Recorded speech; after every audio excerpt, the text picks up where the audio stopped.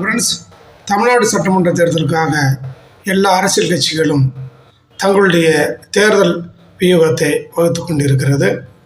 இந்த சூழ்நிலையில் அதிமுக கூட்டணின்னு சொல்லிக்கிட்டு இருக்கிற திரு இபிஎஸ் அவர்கள், என்டிஏ கூட்டணின்னு சொல்லிக்கிட்டு இருக்கிற திரு மோடி அவர்கள், இந்த ரெண்டு கட்சியுமே அதி தீவிரமாக அவங்களுடைய வேட்பாளர் பட்டியலையெல்லாம் தயார் செஞ்சு வச்சுருக்கு. அதேவேளை யார் யாருக்கு எந்த தொகுதிங்கிறதும் எத்தனை தொகுதிங்கிறதும் இன்னும் அறிவிப்பு வெளியிடாமல் வச்சுருக்கிறாங்க. திமுக கூட்டணியும் அதுபோல் எல்லா தொகுதி பங்கீடு முடித்து ரெடியாக வச்சுருக்காங்க. கூடிய விரைவில் அவங்களும் வெளியிட போகிறாங்க. இப்போ அதிமுக கூட்டணியை பற்றி தான் நம்ம பேச போகிறோம்.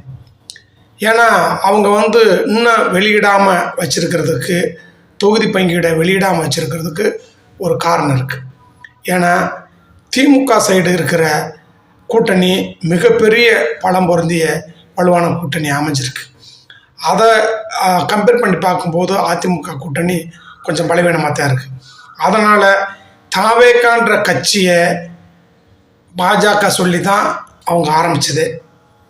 இதை திரு பாண்டே அவர்களே ஒரு மேடையிலே அவர் சொல்லியிருக்கிறார். அப்படி இருக்கும்போது அந்த கட்சி இப்போ தனித்து நிற்கிறது சில நிர்வாகிகளால் தான்.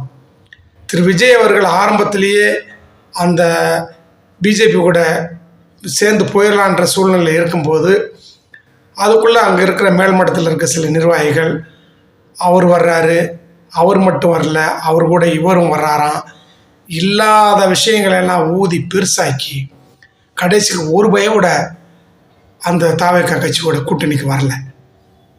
இப்போ நடுத்தருவில் நிற்கிறாரு திரு விஜய் அவர்கள்.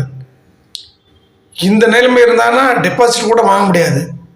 தமிழ்நாடு அரசியலை பொறுத்தளவு பர்சன்டேஜ், வாக்கு சதவீதம் தான் முக்கியம். அப்படி இருக்கும்போது திரு விஜய் அவர்கள் அவருடைய நிர்வாகிகளை நம்பி ஏமாந்து போயிட்டாருன்னு சொல்லணும்.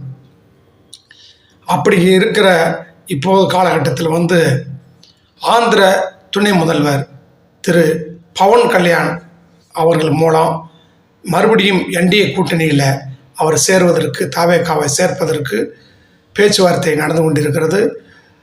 திரு விஜய் அவர்களிடம் அவர் பேசியதாக தகவல் வந்திருக்கு. அப்போ அதே வேளையில் அந்த விஷயத்தை குறித்தும் தன்னுடைய மூத்த நிர்வாகிகளிடம், மேல்மட்ட நிர்வாகிகளிடம் விஜயும் ஆலோசனை செய்வதாக தகவல் வருது. அப்படி ஒரு சூழ்நிலை தாவேக்கா அதிமுக கூட்டணி சேர்ந்தால் அது ஒரு திமுகவுக்கு சவால் விடுற கூட்டணியாக அமையும் என்பது மட்டும் உண்மை. நன்றி.